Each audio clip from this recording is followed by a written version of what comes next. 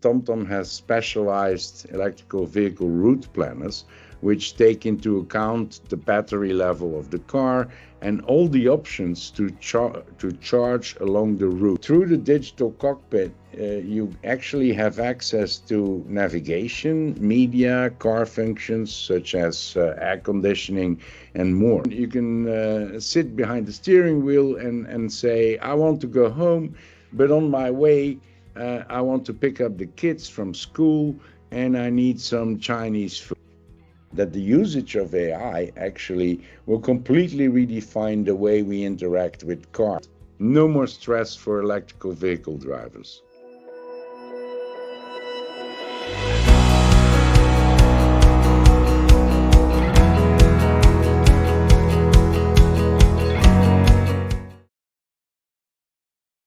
Hello and welcome to WGIC, the World Geospatial Industry Council. Our guest today is Alain De Taeye, member of the management board, TomTom. Alain, thank you so much for taking this time out for this conversation. My pleasure.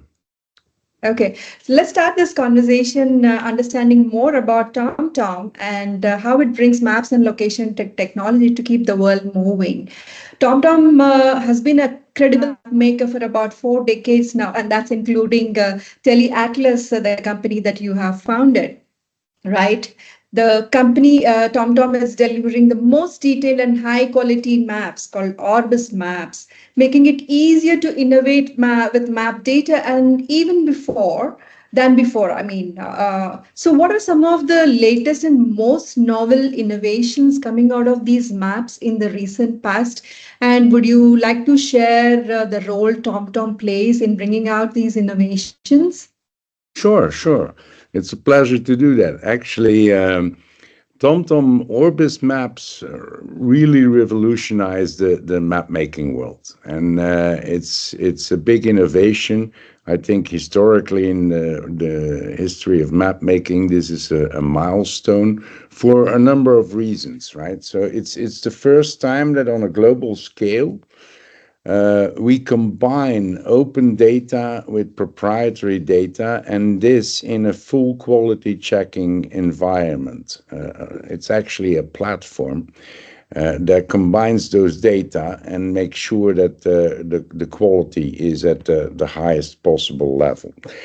Uh, it's also based on a base map, which in itself is a big innovation that is collaboratively built by a number of big tech companies. So TomTom, together with Microsoft, Meta, and Amazon, have created an interoperable base map, and that forms the basis of Orbis. And on top of that, we build value add layers that are important to our customers and actually fuel a wide area of applications.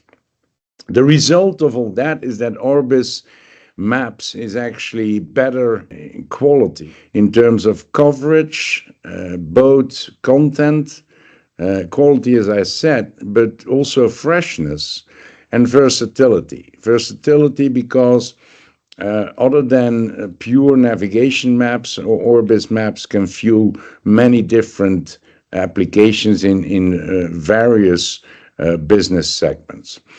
And on top of that, companies can actually combine their own data with the Orbis Maps to fuel the most demanding applications in all of these segments.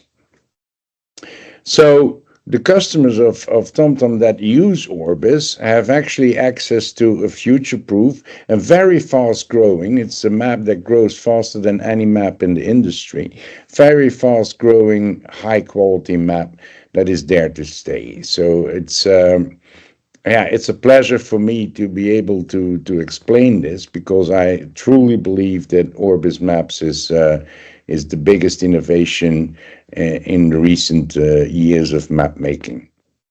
I completely agree with that. On that note, how is TomTom bringing map data, analytics, and AI in the context of beating the traffic or better management of traffic? Oh, that's a problem that is close to my heart because mobility, as we all know, especially inside big cities, is an enormous global problem. And traffic jams not only cause an enormous amount of stress for the drivers, but on top of that, they have a huge economical cost.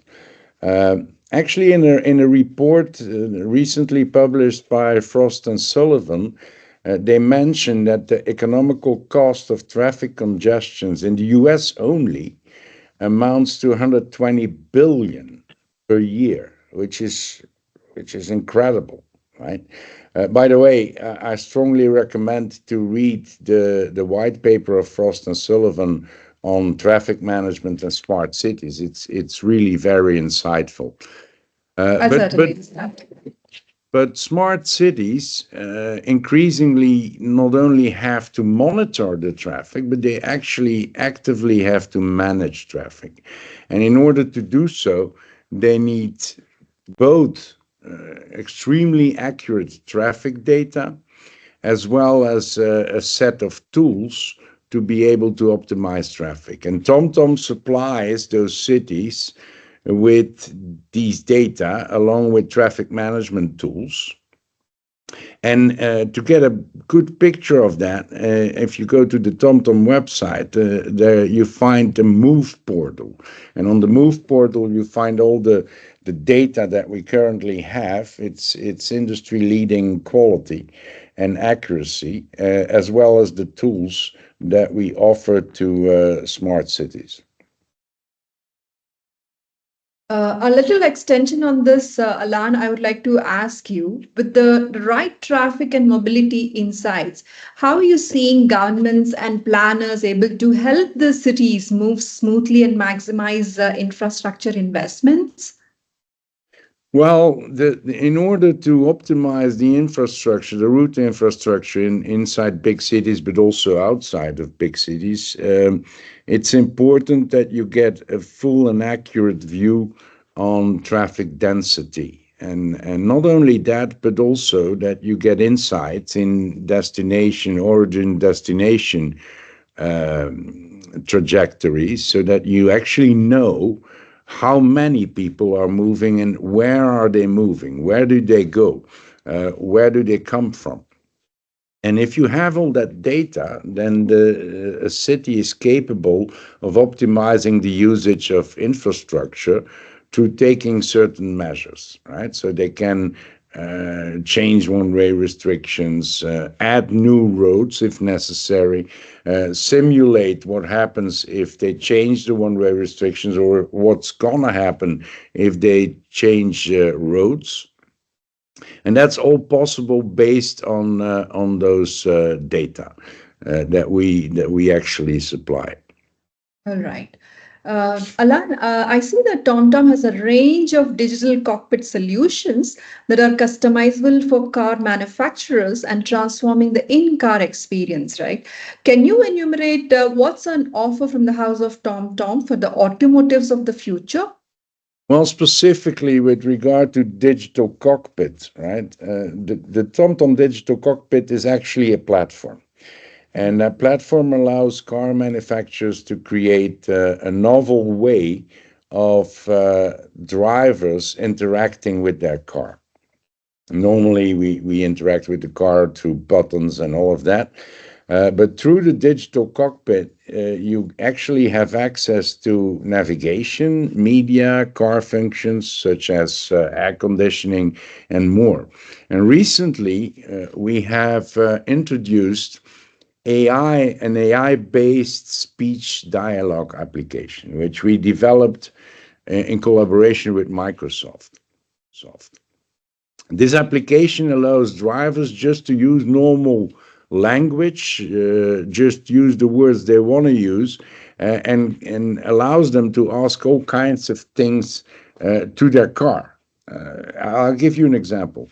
So you can sit behind the steering wheel and say, I want to go home, but on my way, I want to pick up the kids from school and I need some Chinese food.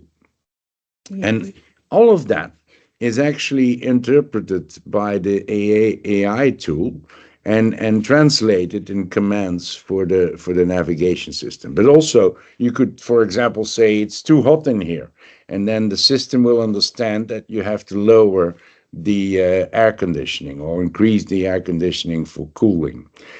So the AI-based application understands the natural language, and that is quite an innovation because it changes the way drivers will interact with their car. And it shows beyond any doubt that the usage of AI actually will completely redefine the way we interact with cars, but also with other devices. So it's an important innovation. That's pretty exciting, actually. So, when discussing about automotives and automotive innovation, electric vehicles are invariably discussed, right? While one might not immediately think about a map maker like TomTom while discussing EVs, there seems to be a deeper connection, right? Can you tell us about it? How is TomTom facilitating, enabling, and delivering the EV experience, the electric vehicle experience? Oh, let there be no doubt. Electrical vehicles, and especially the specific needs for the drivers of electrical vehicles, get a lot of attention from TomTom. It's a hugely important segment for us with very specific needs and demands. Just as an example, TomTom has specialized electrical vehicle route planners, which take into account the battery level of the car and all the options to charge along the route. And in that way, we can avoid the stress that drivers have related to what is called range anxiety. So the fear that you would be out of electricity with your car. So another example, we have a comprehensive set of electrical vehicle points of interest, which allow the driver to decide where to charge, taking into account a wide variety of attributes and features, such as the type of charger or the type of connector, the availability of the charging station itself, whether it's occupied or not, the availability of amenities in the neighborhood of the charging stations, such as restaurants and coffee shops and so on. And so we make sure with our applications that the driver during her or his trip is continuously informed about the options that she or he has in function of the status of the battery. So in short, no more stress for electrical vehicle drivers. All right, that's great. And we have spoken a number of new innovations and solutions, especially in the automotive space, Alain. And a lot of them are a result of collaborations. You mentioned about Microsoft as well, right? So can you cite how partnerships and tech collaborations within and beyond the geospatial industry, of course, helping TomTom come up with these new innovative and cutting-edge solutions? Yeah, collaboration is hugely important, and because most of the problems are so complicated that one party in its own right cannot solve it completely. So a very nice example, which I actually already mentioned in the beginning, but without naming it, is Overture. Overture is actually a collaborative open map making initiative. And it's a very nice example of how big tech companies such as Microsoft, Meta, Amazon, TomTom work together to produce and maintain groundbreaking innovations. Overture was founded by TomTom, Microsoft, Meta, and AWS to create and to maintain an open base map, and it's an interoperable map. So, which means that you can combine your own data with that map, and you have the guarantee that through a set of unique identifiers, that you can keep those links with your own data present at all times, also going forward. So you can imagine that such relevant companies, which I mentioned, when they work together, the results are at least very promising to say the least, right? So, and the interoperable base map is a clear example of such a collaboration. Another example is also, I mentioned it already, is the collaboration we have with Microsoft in the automotive space regarding the development of AI-based in-vehicle assistance. That's also a clear example of collaboration, which leads to innovation and actually all to the benefit of, in this case, the drivers. Okay, that's true. More relevant solutions for the community, right? Yes, indeed. Absolutely. So one question I would like to ask you is about the sustainability aspect, which is becoming very important for every single industry. Just to understand how TomTom is bringing sustainability practices into its solutions and offerings. Yeah, sustainability is important to us, huh?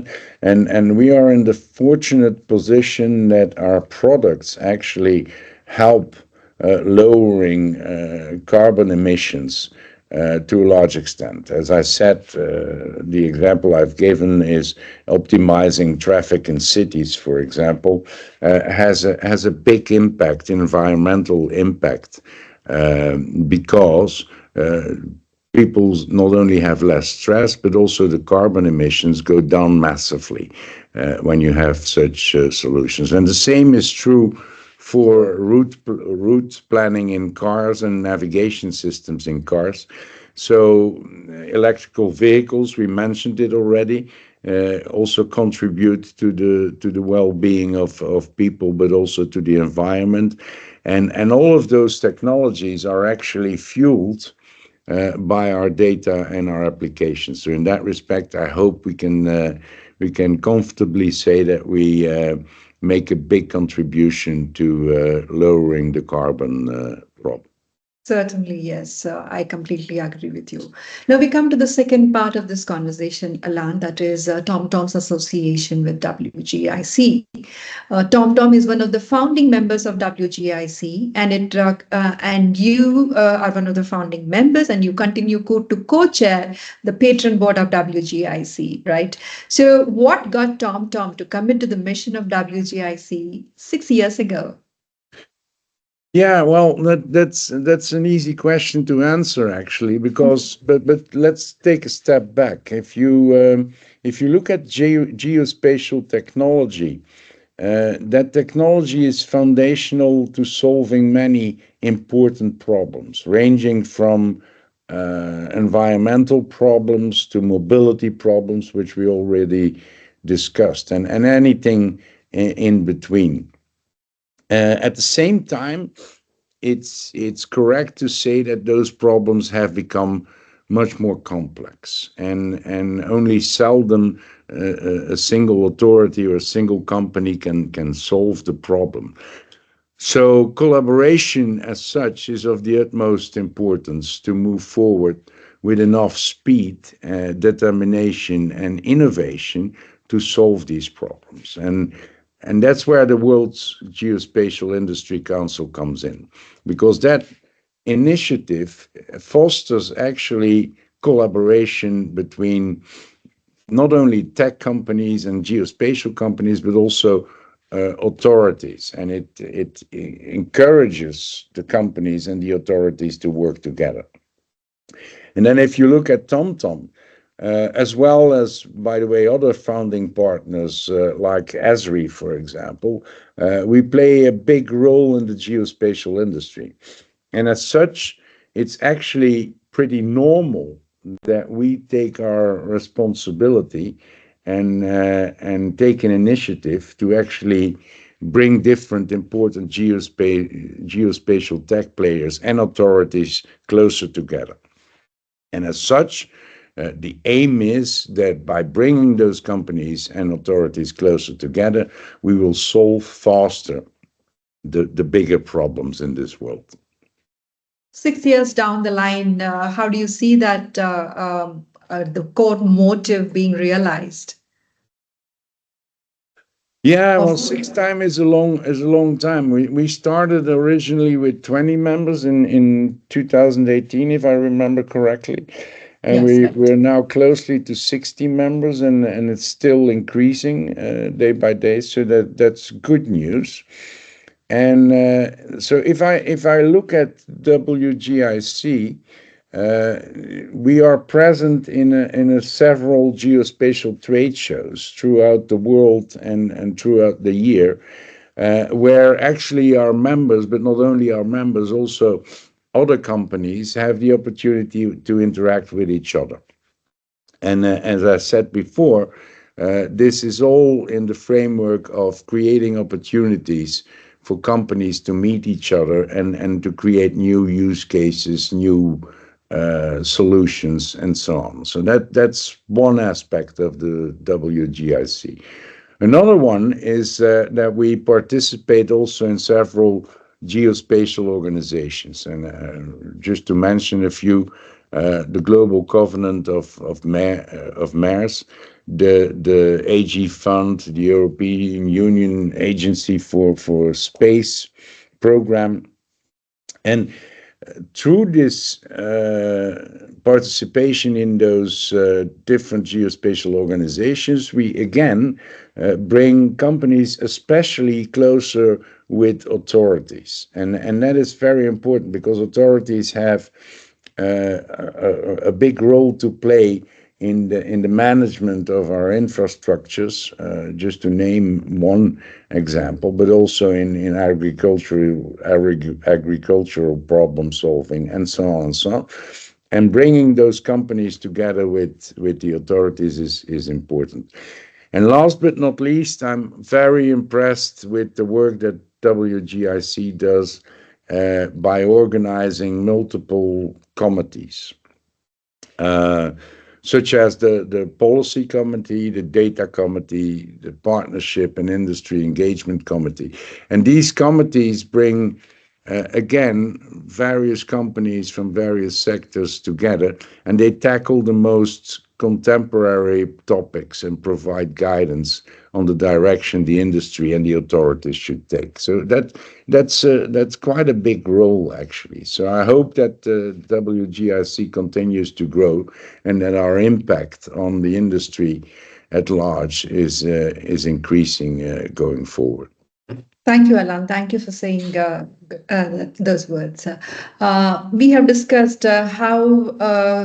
how we are moving in a very accelerated technology and industry transformation, how the solution creation has become more complicated, kind of these things. So, how do you see in this backdrop the relevance of WGIC in evolving the geospatial landscape, and where do you see are there any specific areas where you think the organization should focus more moving forward? Well, for me personally, I think that we need to focus on the bigger problems in the world. I already mentioned a couple, so environmental problems, the climate problem, the mobility problem we have. So I think we should more focus on these problems, which already is happening, I must say. So I'm very happy with the way we are tackling it today. But again, it's all about collaboration. Yes.